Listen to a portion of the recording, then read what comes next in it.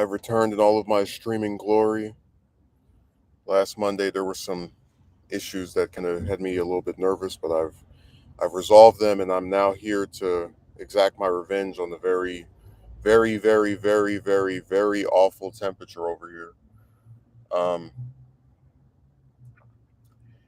it's so funny how not even 3 months ago I could pretty much go around the whole day just with stuff covering me up and be completely fine.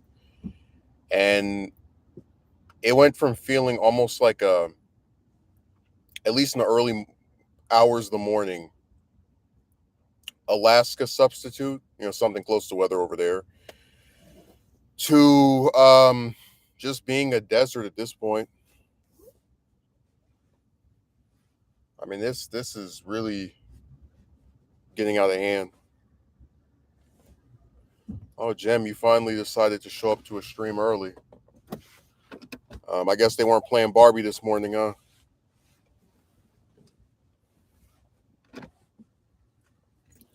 You didn't have anything else on the itinerary list?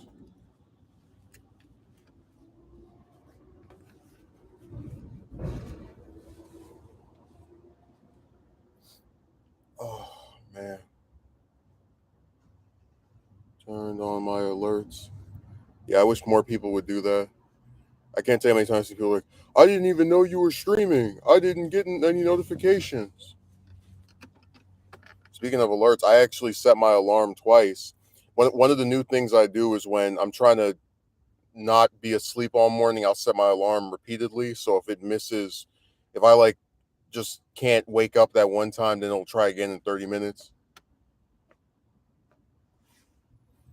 Yeah, tell that to this heat, man.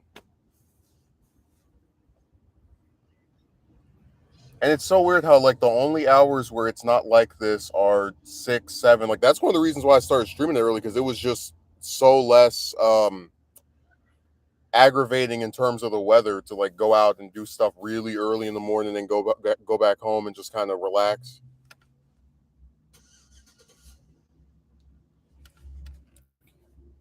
Yeah, but you have all those chicks over there to cool you out,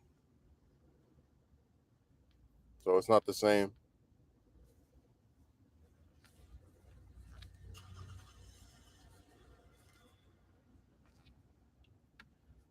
Um,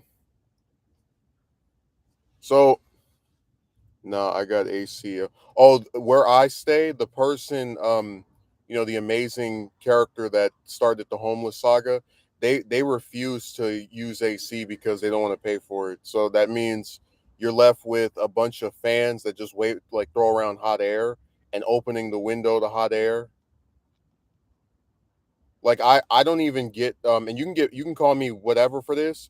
I don't buy ice cream, the kind that you like put in the freezer, because there was an incident where one time I bought it and they ate some of it, and that pissed me off. Because I hope you understand my perspective. If you're somebody that doesn't have a job, but every like week you try to get yourself some stuff just kind of like last through the week, you get where it's like counterintuitive to have someone there who feels like they can eat whatever you have for yourself, and then they won't buy you anything to replace it. They're not going to reimburse you or anything. So basically, anything you get, you have to just hope and pray they don't decide to chew up or eat instead of you. It's yours. No one should eat your stuff. They don't care. I'll tell you, where I stay, it's like three people. You could buy a pack of 5 bars of ice cream and maybe only get to eat two of them.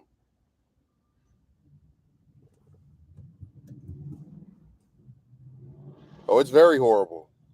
Because, like I said, if you did this to them, they'd be pissed.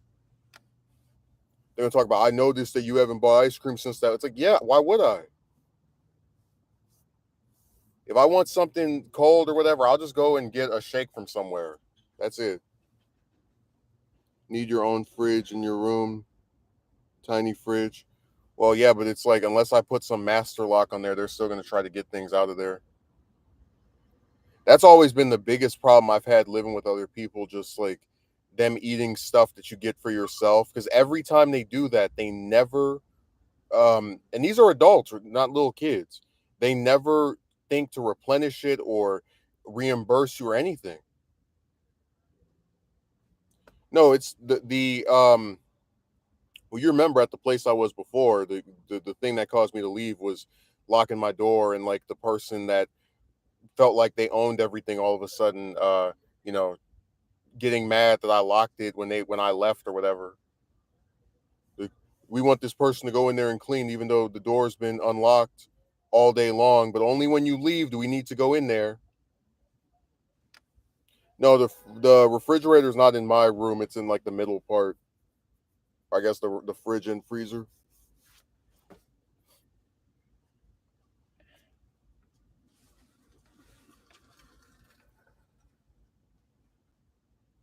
Why would they need to clean your man? Listen, um, I'm just gonna say this. I think it's very weird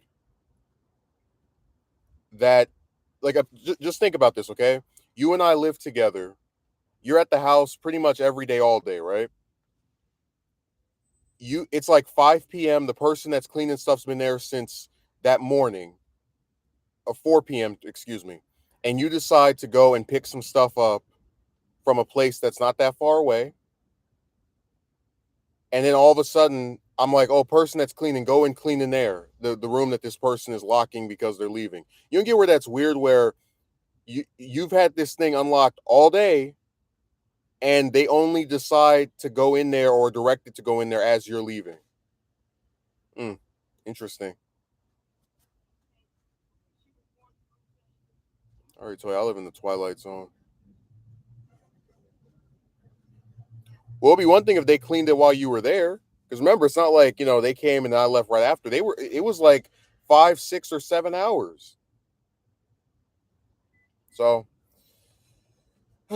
when you're dealing with people that want to get rid of you over anything, they'll find a way to do that. But I would think you would clean your own. Dude, it's one of those things where they just go room to room. And my point I'm making is it's still very suspicious to me that they would decide to go in there and only clean it after like as I'm choosing to leave. Like that's when they decide to finally go in there after I've been there all day long, and they could have come in there at any other part of the day.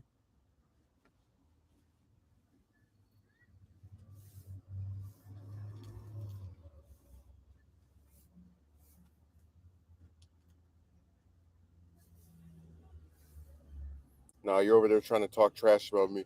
He had someone else clean it. It's like I don't even care about that stuff. They were paid by somebody else, and they do everywhere. That wasn't even just me, but I can already picture Jem talking trash. He's gonna be sitting over there chatting it up with Butt Muncher 45 about how immature I am for having had somebody else clean my stuff, even though I don't even care enough to employ someone to do that anyway, because it really doesn't matter. Like, you can get mad at me for saying this, but there are several things I couldn't care less about. And when it comes to rooms where the only person that's probably ever going to be in there besides me is maybe a couple of relatives per year, I really couldn't care less.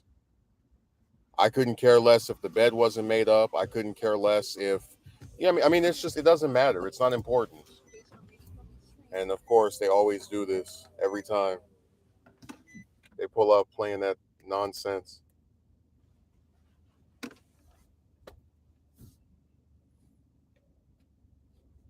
I'm just saying it's inconsequential. Wearing little short shorts.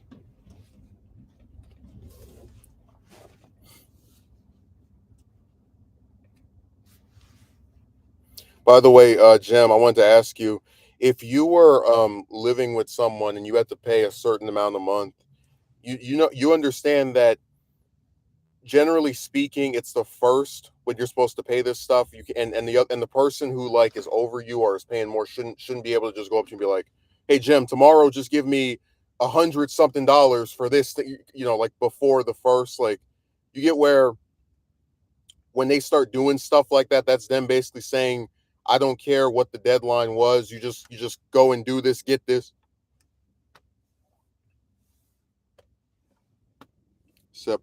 Right, but you understand what I'm saying of how if you know you're supposed to pay something on the first, but then somebody else is like, give this to me on the 28th or the 29th or some several days before. You get where that's like a whiplash where they like tell you the day before to go. Because I think I explained it like that's one of the biggest problems with this stupid relative, that they have this thing of barking orders and they don't really care if what they're requesting is like insane or ridiculous. Like I think I mentioned that they were like telling me to go and get the car washed the next day or so, and it's like I have stuff to do. I can't just drop everything I'm doing that day for again something that really doesn't matter, because you know damn well when you wash a car, what's going to happen in 2, 3, 4 days? It's going to be dirty right back again.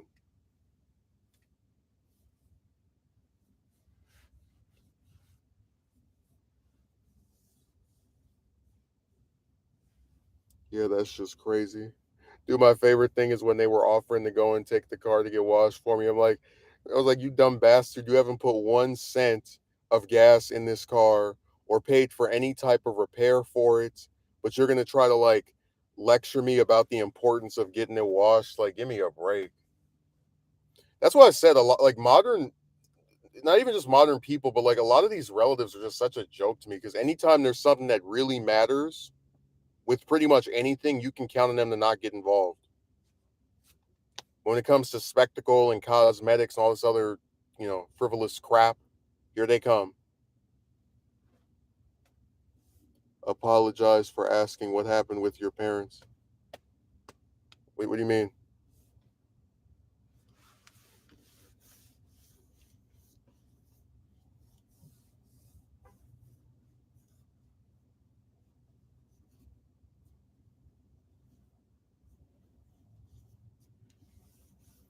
I know on these streams, people start asking all these personal questions. I'm asking, where are they? Wait, what do you mean?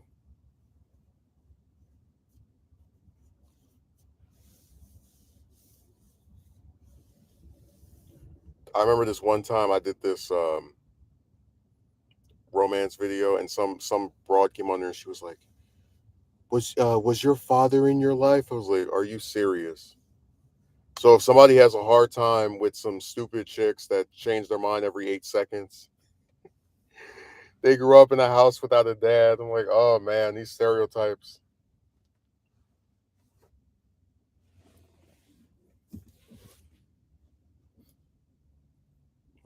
Some stuff people don't need to ask. I don't ask anybody on here about the specific dynamics of their relatives. Uh, Really, the stuff I volunteer is just to say that there are external factors that prevent me from doing things. So that's that.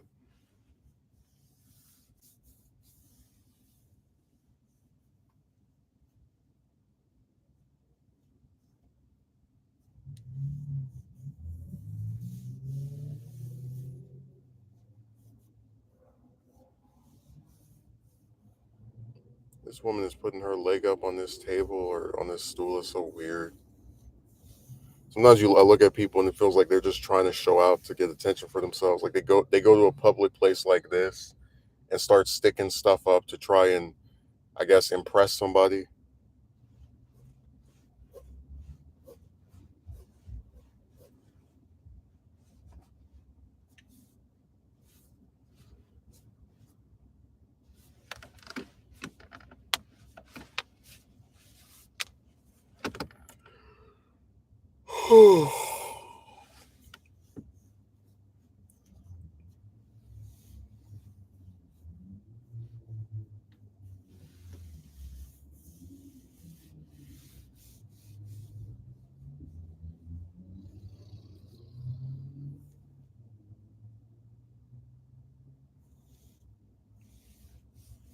And the sun over here is just like I have the fan on at this point because that person came for some reason.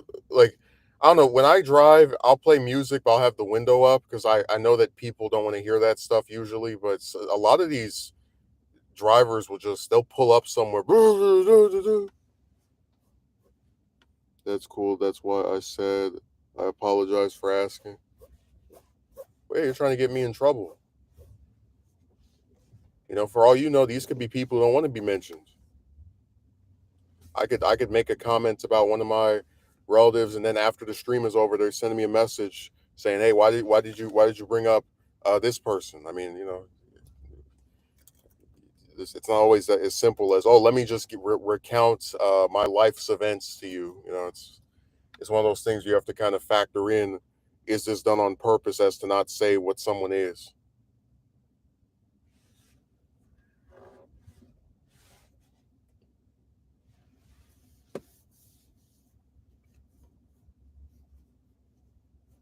I'm glad they're driving off. That's one of the worst parts about coming up here. All the spots are like seemingly always taken. Like you'll have cars that'll be parked here from like 7 in the morning all the way up until 11 or 12 or whatever. And it's like, you can't tell me those people are here to get some coffee. You're asking all these personal questions like you're writing an autobiography or a biography of me. You're like, let me tell you about his dad. Let me tell you about his mother. It's like it doesn't matter. It really does not. Any parks in your area? Hey, you start. You're gonna do me like Robert Caro did LBJ, where like you travel to California and you start visiting all of my previous institutions of learning and different jobs I worked and ask around about me and who might have known me and compile all the information together for some grand series of volumes. Like, come on,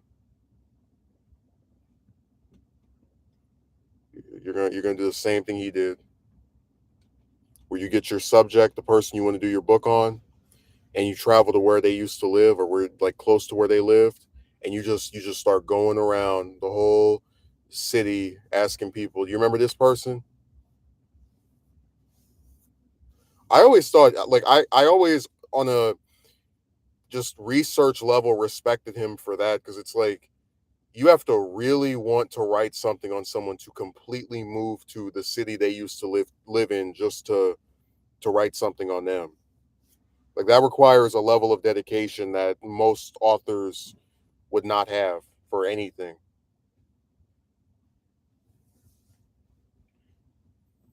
Hell, if any of them even still work.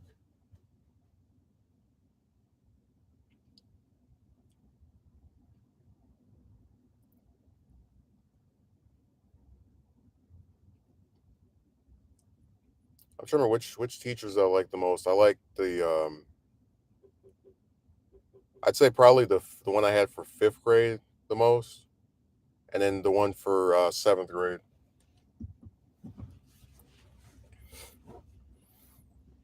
I mean, I had some high school ones I thought were okay, but it was never when you get into that stuff with the periods where it's like six teachers every year, you don't really get as comfortable with them as you did with just having one main instructor for for the middle school grades, so I guess the preschool grades too.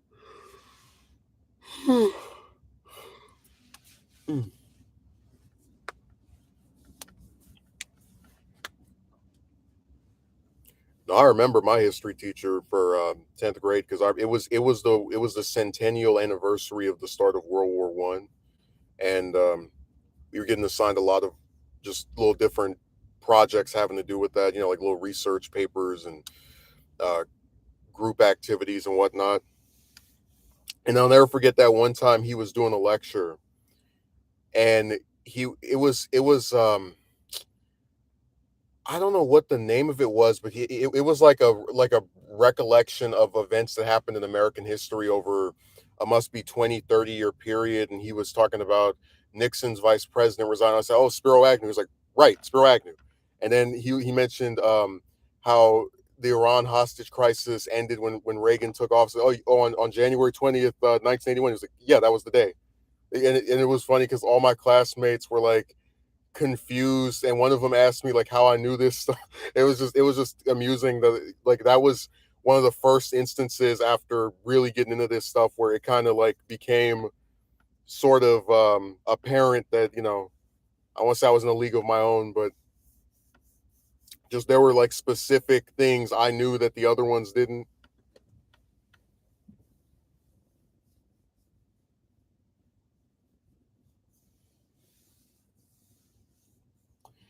Well, the book has that information in there, but I mean, like I said, I when I was getting into this stuff, I would independently research things. I would go online and read stuff. I wouldn't just, okay, well, this is what I need to pass. No, I would always try to, if it was something I was interested in, I would try to learn everything I could about it.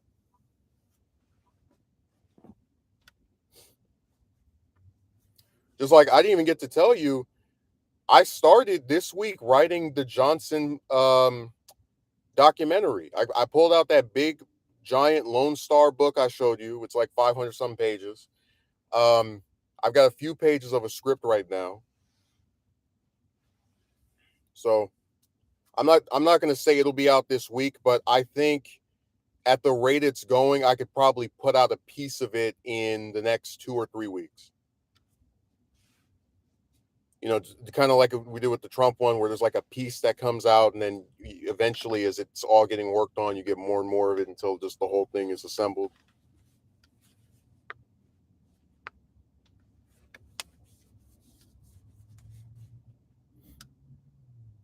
Oh, you went to school in the UK?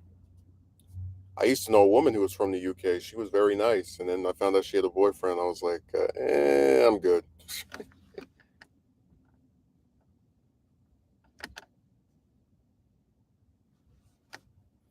I was obsessed with the breakup of the Soviet Union. I read all I could about it.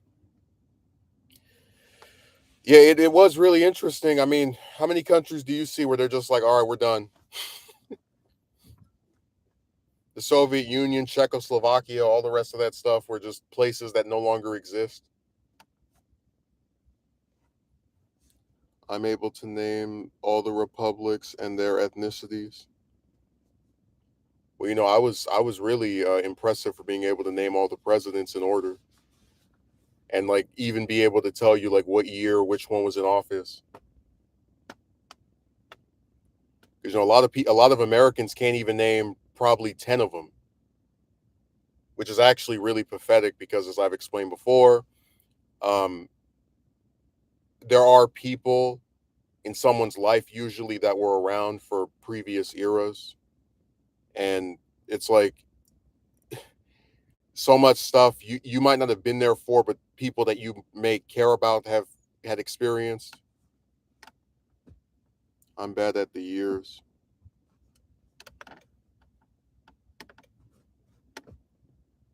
but I know the order. Well, I mean, like the years for me is easy simply because of that 20-year curse. Remember the Tipper Canoe curse, where it's like every president gets elected in like a 20-year period either gets assassinated or dies in office, except for Reagan and the younger Bush.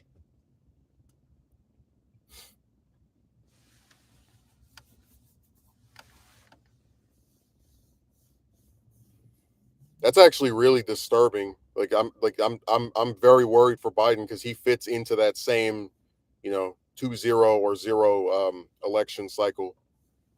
So hope nothing bad happens to him. But it was a real thing. Like you have Lincoln in 1860, who you already know what his fate was. Um, you have Garfield in 1880, McKinley in 1900,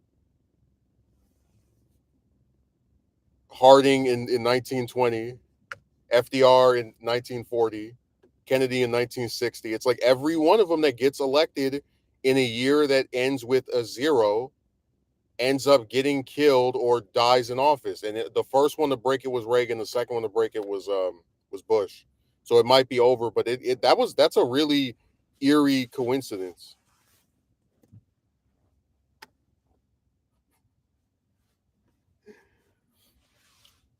I'm not even like a really superstitious person, but that's scary.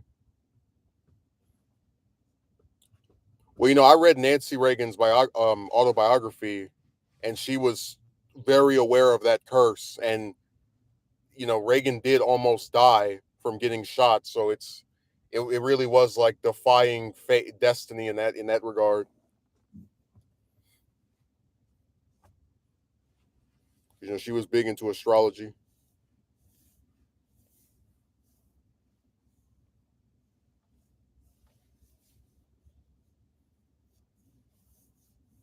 Right, and I'm saying that's a pattern that you can look at and say, yeah, that's. I mean, I can't argue against the logic of thinking this is kind of dangerous. People elected in these years don't survive.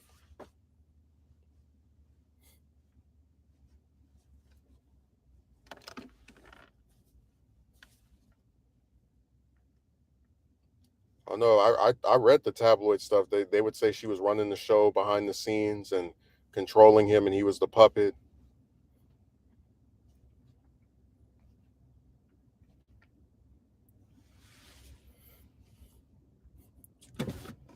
I'll tell you, I'll never forget about what Trump said during Reagan's. It's like was this 2004 where he said he was quoted as saying about Nancy. You know, she was never really beautiful.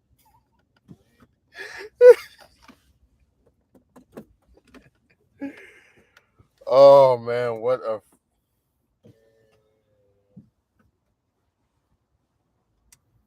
most powerful first ladies, Nancy and Helena. Because she passed away while he was running. So I'm not kidding. When I first read that, I thought it was something that he had just said at the time, but they made sure to like quote it as years ago.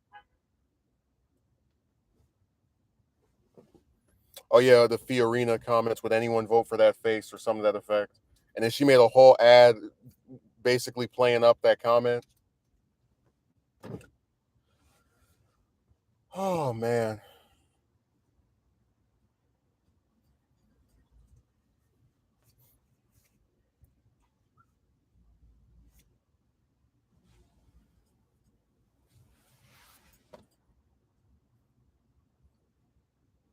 nah, good luck trying to stream out here.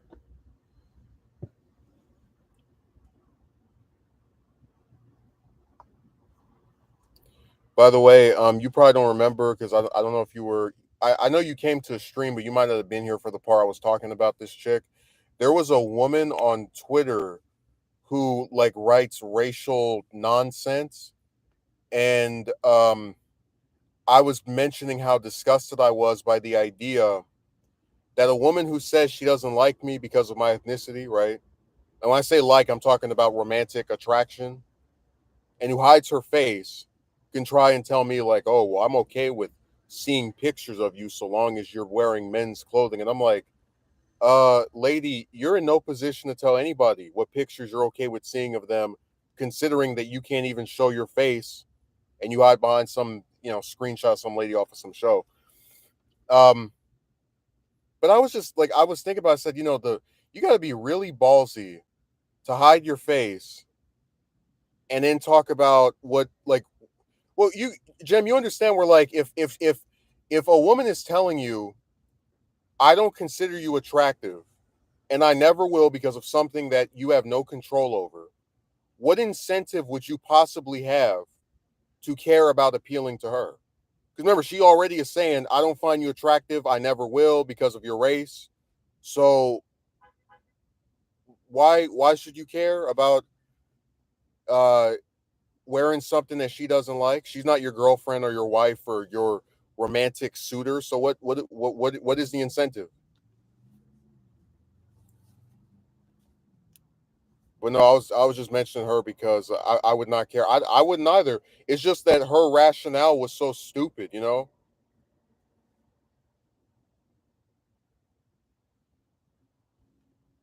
Oh, and I brought her up because she got banned like on Twitter about I think it was yesterday morning, like really early in the morning.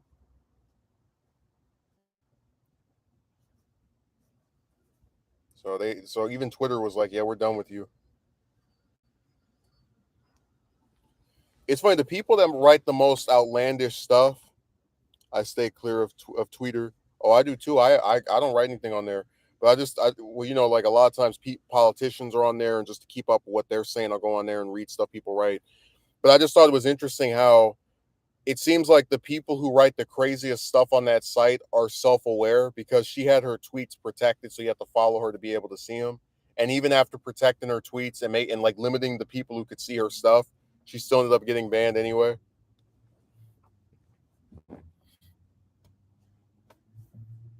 Maybe she wasn't so bigoted.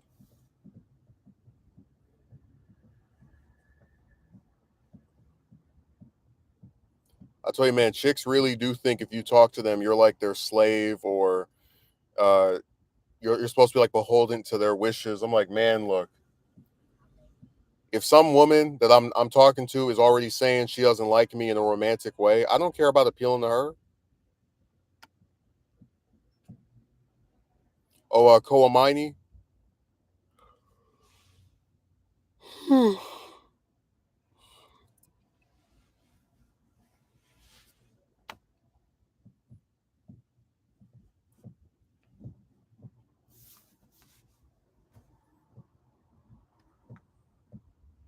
By the way, if you watch any recent secular talk segments, um, Kyle does this thing now where he tries to, because my thing is, I get so sick of these anti-war people, in the sense that I feel like a lot of them don't understand that we have had conflicts where we were like pushed into it, like World War II, right? Where we were attacked by Japan, and that's when we officially entered. And I feel like a lot of them try to take modern belief systems and apply it to situations that are not as simple as they try to make it seem. So he's been in recent uploads trying to make it seem as if the US was evil or wrong for bombing Hiroshima and Nagasaki. Um and you understand that we did that after several years of fighting with Japan, who was the exact same country that initiated our involvement in World War II to begin with. I don't know. It's like it's just really annoying, because every time I see people who try to critique Truman over that, they never present a counterexample of what we were supposed to do instead of dropping it. Okay, but you understand where I'm seriously asking, what would have been the alternative to the bomb? Like what, because he doesn't give an example of what were you supposed to do? Just let a whole bunch of Americans die? Like I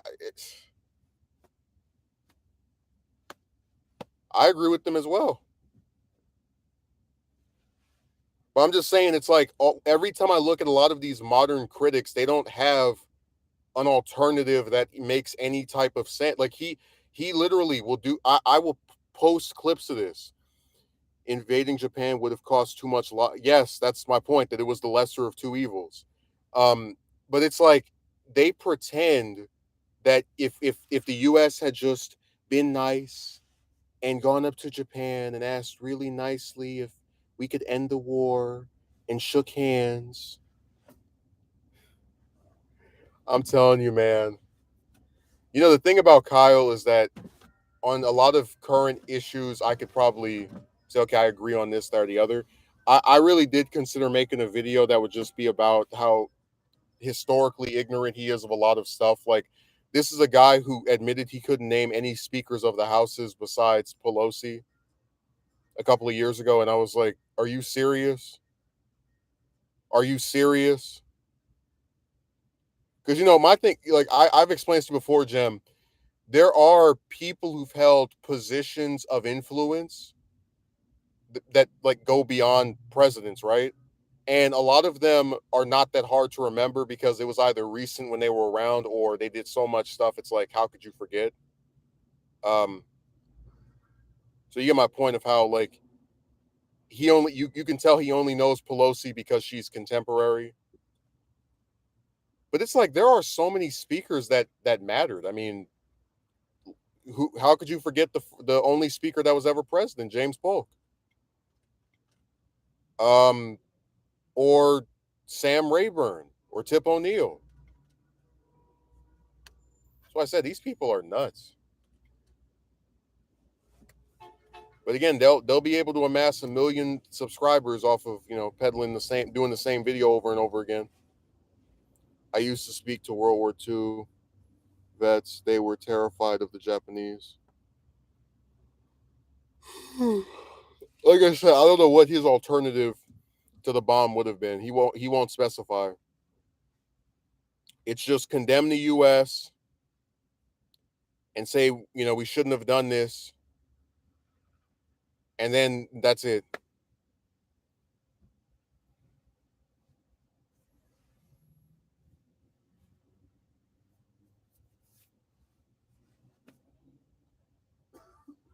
I told you, man, American progressivism is like, it's like the most eat your own stuff when it comes to historical recollections. Like,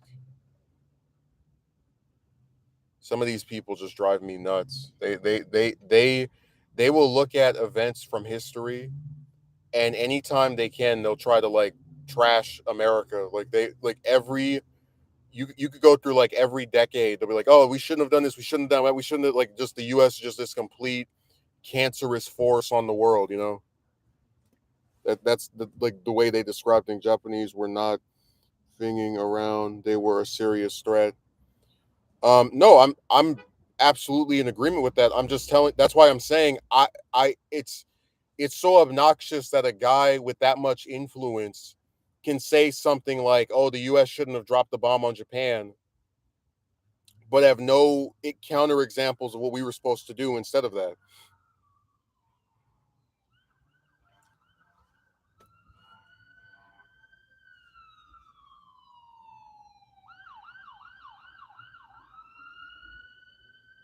So I said, man, I'm so tired of these people and their little like revisionist history crap. I already told you that. The reality is most of these political commentators. When I say most, I do mean most. Like almost 90 some percent of them. The most reading they do is probably some little short news article, and the very couple of times that they mention something about a previous historical event, it's very surface level, and you can tell they're only mentioning it because they watched like a documentary or so. Because there's a video where he says like what documentary he watched. So it's not like he sat back and he read some World War II and Truman biographies and he's now concluded based off of his research that there was this alternate. No, it's just he watched something that was condemning of a previous action in the U.S. and now he brings it up as part of his attempt to sound like an educated person. So I tell you, man, online, when you want to be a commentator, all you have to do is just repeat the same couple of things. Well, documentaries are fine, but it's like they're not supposed to supplement reading. Like, if I do the one on LBJ, I'm going to tell you, I think people should read the 2 volume Robert Dallek series. And I don't know if I'm going to use the Robert Caro one, but you get the idea that, this isn't meant to, I'm not trying to make these so that no one ever reads again.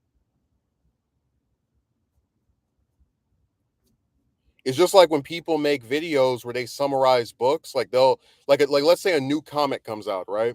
And somebody makes a video where they take the comic and they're showing screenshots of it and they're like describing what happened, which I do think is one of the laziest types of videos to make because you're not actually doing anything besides, again, recapping something. But it's like I don't want people to watch that and then just never read a comic again.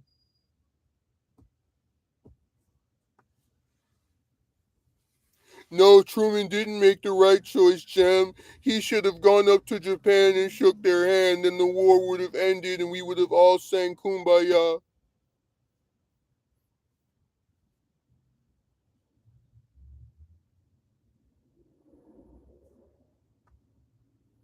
I'm telling you, man, these left wing commentators, they don't even. Whatever. They don't read anything. They nothing. Just surface level crap.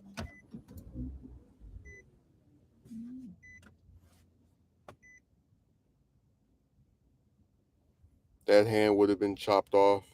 No, Jem, Japan would have listened to us and we would have all lived happily ever after.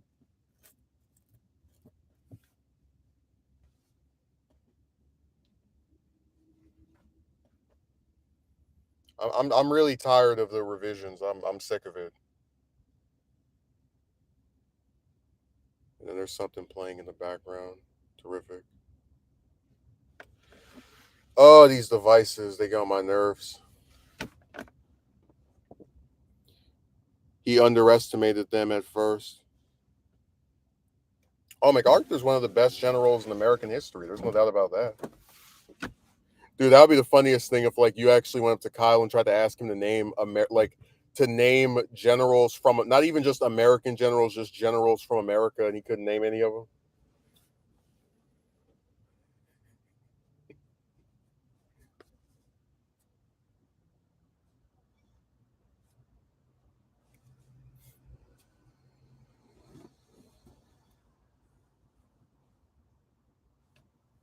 Oh damn, this thing is cutting up already.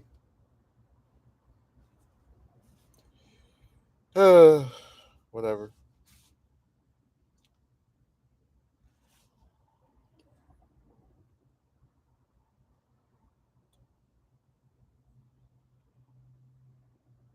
What else was I gonna tell you?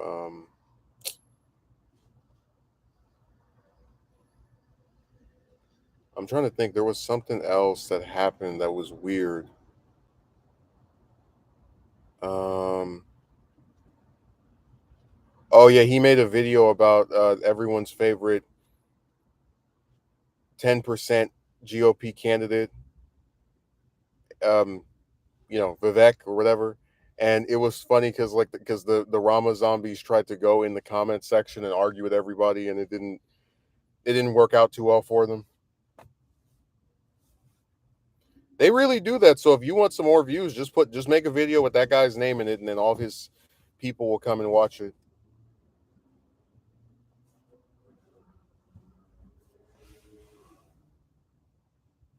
And I swear, I always look through the comment section and try to find someone making a substantive. I'm not even joking. I'm really the biggest problem with American candidates for any office, especially if they're running for president, is that cult of personality. Like when people will talk about a candidate that they like, especially with this one for some reason, they don't even like mention anything he actually supports. They just say he's smart, he is intelligent, he has a vision. It's like, yeah, what does that vision entail? God, man.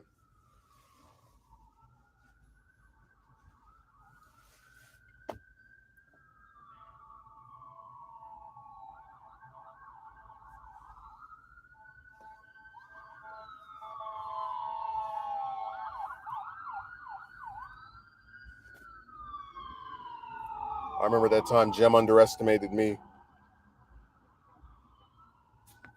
When Jem's the first one of my videos, he thought I was very unintelligent.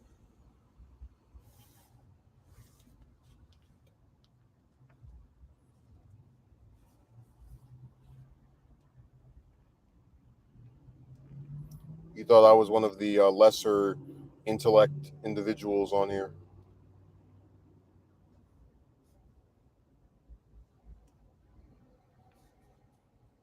I'm not even joking. I probably would go to the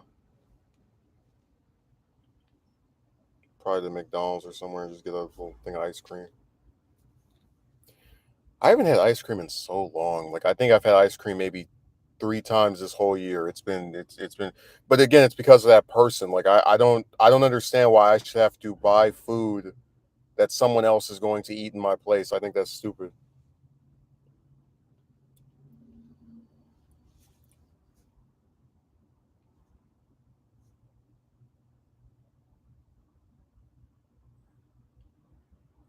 So you can call me. They always like to say, "Oh, you're being mean." That's like we're in third grade or something. But it really just comes down to somebody expecting you to do something for them, but they can never do something for you, or you don't ask them to do anything and they do something and then they feel like you owe them something back.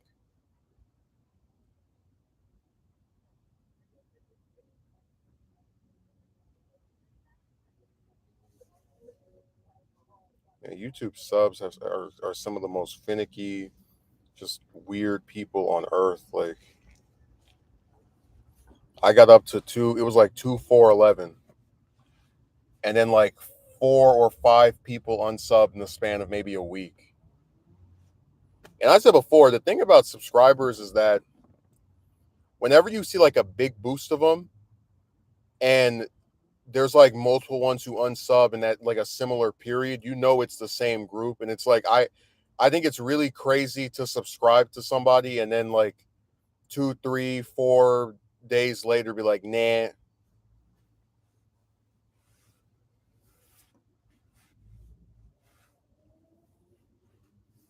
Like I said before, the subs on this site are a joke anyway.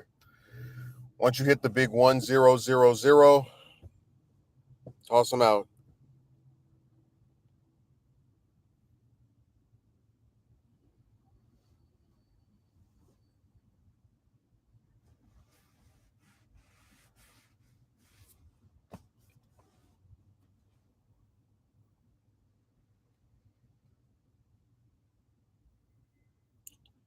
God, it is so warm out here.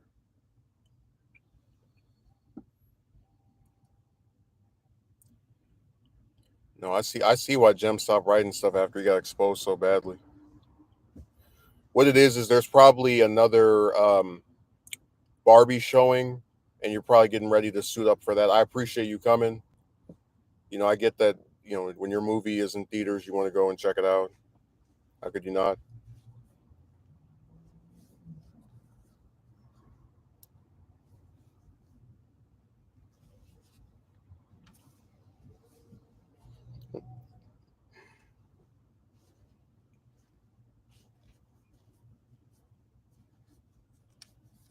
I didn't even get to mention that thing with that lady where what she did.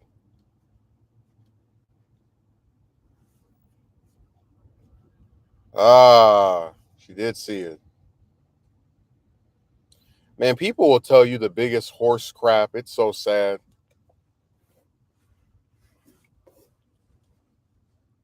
Like they will sit there and they'll make it sound like they're so interested.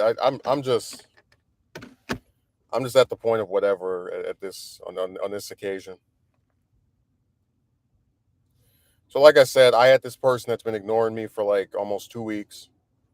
And maybe if I was younger, maybe if I was someone who hadn't been through this repeatedly in the past, I would be more patient.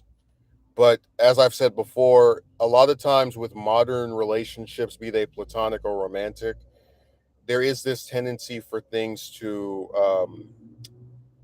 not progress in a way that could be considered as being a worthy payoff to the amount of effort that was extolled on your part.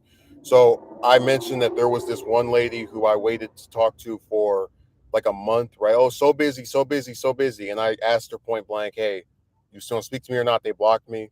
And it really upset me because it's like I waited for a month for them to do that. So this one I said yesterday, I know you are going through something, but I need to know, are you done speaking to me or are you planning on saying something again soon? This is driving me insane. They say, yes, I'm sorry. I said, I thought you liked our second call, but I haven't heard desire for a third from you at all. And then they start describing what's happening with them. And eventually they do end up speaking to me and they're at the end of it, they're like, oh, I'll call you. I'll try to have another call with you, after I get up later today. And then I message them like twice and then get a response. Which, like I said, I wouldn't even care about not hearing back from them the same day. But you know what I mean? It's just like that same thing of the person telling you they're going to do something and then they don't. Oh, wish I could say I was surprised. But we know how the woman cookie crumbles. And it is usually not in a positive direction.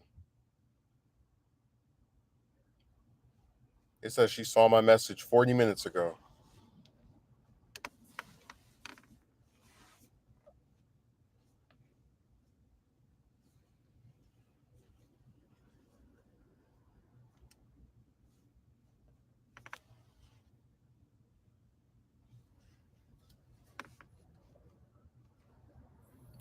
like I said, with chicks, I always feel like I'm just running in circles, you know. Like, oh, here's this woman that says she likes you and wants to talk to you, and oh, never mind, got you. Just the same old stuff over and over, to where it gets extremely repetitive.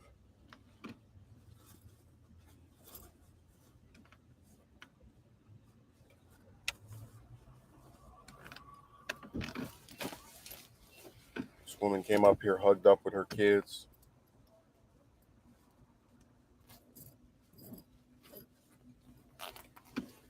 That's always one of the most interesting parts about seeing families, like all the different combinations. Like sometimes it's the dad and the daughter, sometimes it's the dad and the son, sometimes it's you know, no damn body.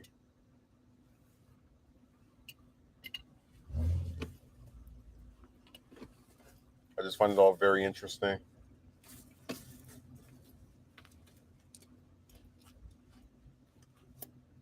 I also afford it. Like it's hard to look at people with families and having after like having been someone that wanted that and not be pissed off at chicks. Like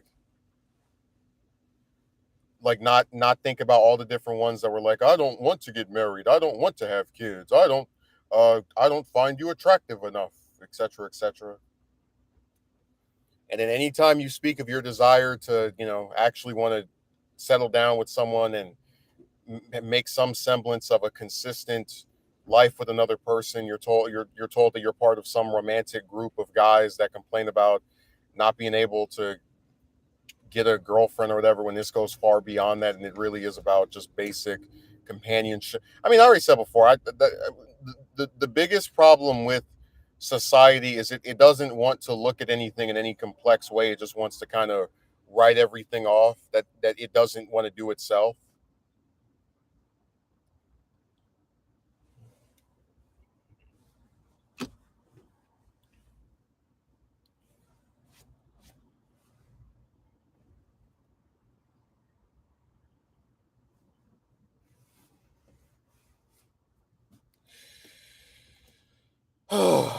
Man, it's real hard to not get mad over that woman stuff, I admit.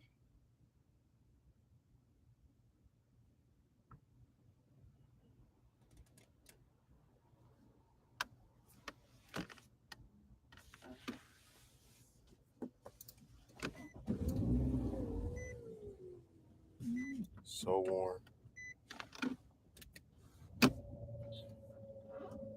Because, like I said, my biggest frustration is just like how many people actually sit here and believe that stuff. Like you can realistically sit back and explain in Roman English, not in some other language. You could say, "Hey, look, I'm a person that at one point wanted to, meet someone, right? Settle down, as you would say. Um, but it's hard to do that when you live in an era of people who just are not serious about doing anything with themselves, or any or who are very finicky and just never satisfied with anyone that shows interest in them. It's hard to do to win in that scenario. But of course, people don't want to accept that. So what do you hear? Oh, you must have done something wrong. You must have been too nerdy. You must have been too tall. You must have been. I mean, it never stops. It never ends.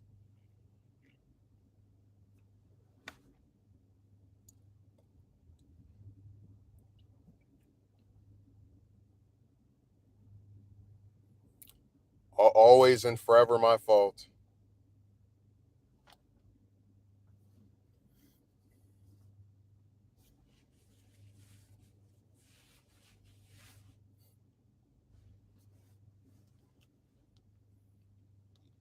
So I said I'm tired of this whole thing. Because even a lot of those jobs, it's like you'll sit there and apply for stuff, and then you'll know just from the second you apply that you're probably not going to hear anything back. But what you will hear is, "Oh, you should have done this. You should have said this. Should have gone here. Coulda, woulda, shoulda." I don't know. I just find so much of society to be extremely toxic for no damn reason. Like, oh man, this person wanted to have a family. They're so weird. Oh, this person wanted to meet someone that they could go on dates with and end up marrying. Oh, that's crazy. Oh, that's a normal one, but he must have very high standards. It's like, yeah, the guy that gets turned down by all the chicks has high standards, not the other way around. I tell you, man, it's just like I just accepted a long time ago that all the commentary on this is garbage. It's just people typing all types of stuff that's not helpful to anyone. I said before, one of the bigger issues for me with chicks now is that it just seems as if in any given scenario where you could talk about them or kind of like speak on the idea of trying to date one of them, they have this thing where they're all sort of just kind of blending in together. Like, even when you genuinely have no romantic desires towards them whatsoever, they will still do the same stupid stuff where you speak to one of them and then they start ignoring you or barely responding. You try to get them to speak to you more, they get offended or whatever. And it's just, I just get tired of it because it really is the same thing over and over again, and they'll always blow smoke up your behind. Oh, I like speaking to you. You're so funny. But then anytime they can actually talk to you, they choose not to usually. Like I even mentioned, there was a broad I had an experiment with. I said I'm going to just not say anything to her, and we're going to see how long it takes for her to say something to me. Month after month went by, that lady didn't say one thing to me, and I wasn't surprised because that's how chicks are. You're just you are the effective flavor of the month to them. That you mean nothing, no matter what they say or try to convince you of. You are of no consequence to them. Speaking to you doesn't matter. They could care less if you talk to them or not. Couldn't care less, rather, I should say, to use the correct version. You're nothing to them anyway.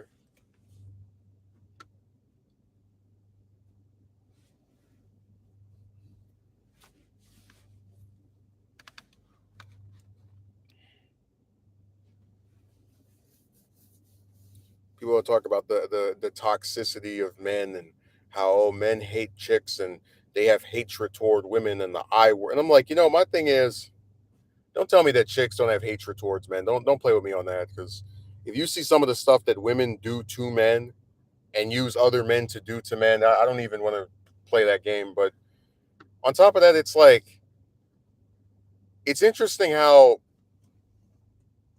there were these conversations about men who were like harassing chicks and they won't leave them alone. They like it's all considered like when you bother like a lot of these guys that are so evil towards chicks are bothering them, right? I don't talk to any of them, or excuse me, I should say I don't talk to any of them still trying to like get a date or whatever. Just completely cut them out of my life. And somehow I had at least one or two chicks tried to say that was like a toxic, evil, villainous thing just to not bother the bastards anymore. Like that's really crazy to me. They could spin that to be a bad thing that you just leave people alone. That's like a sin. But that goes back to my point of how the woman stuff is not it's not about this helpless group of people who are like so destitute and oh, what are they going to do if men keep bothering them? It's really just how can we find ways to keep trying to make someone feel bad about what they are? Who is this person? Have I seen them before? No, some new character. But like I said, this whole thing with them is just it's really nasty, and I feel sorry for everyone that still is bothering to participate in it because I don't think the supposed rewards are worth the efforts. I think a lot of times there's a lot of effort that people extol out, and in comparison, there's almost no rewards.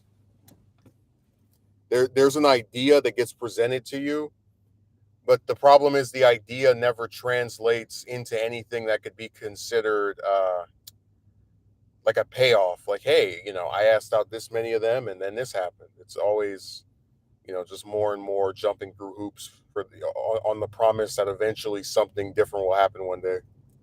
Even though, as we've said before, um, you would have the exact same thing happen where if it doesn't work out with some woman, here comes the same group sticking their finger up to blame you. Always the man's fault.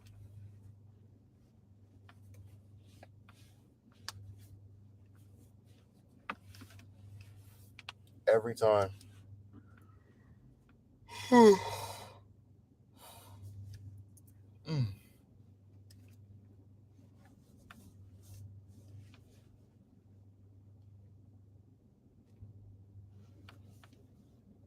Man, that air does feel good. I'm not gonna lie.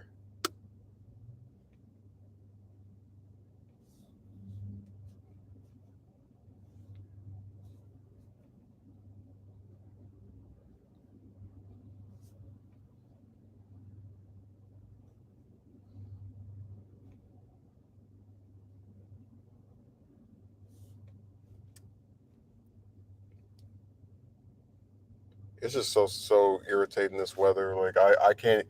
There will be some days where it'll be like 6 or 7 at night, and it'll just be blazing hot, which is crazy to think about because usually night's supposed to when it typically would get cool, but instead no.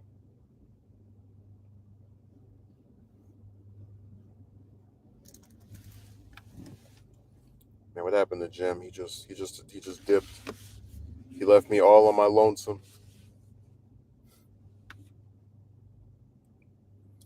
He's gonna be in my top 10 YouTube betrayals video.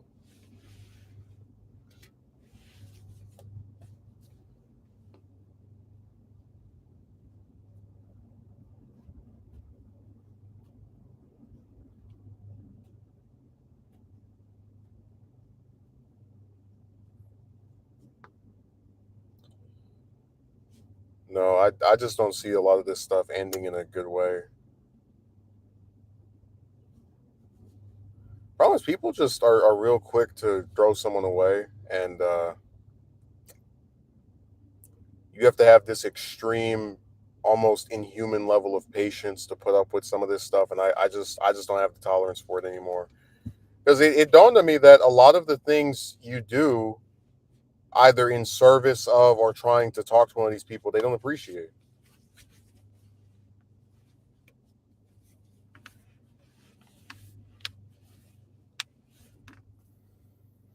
Hmm.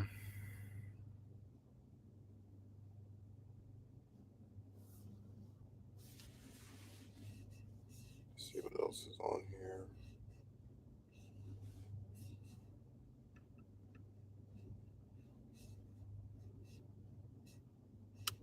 Yeah, I think I'm gonna get off of here because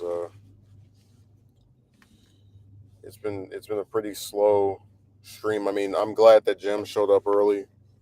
I got to speak to him. I don't know what happened to him, but I have stuff I can go do. So we'll just address the rest of it probably on Monday, um, and hopefully we can get a bigger turnout on that day. So yeah, thanks for showing up, Jim. I appreciate it, and have a good rest of your weekend.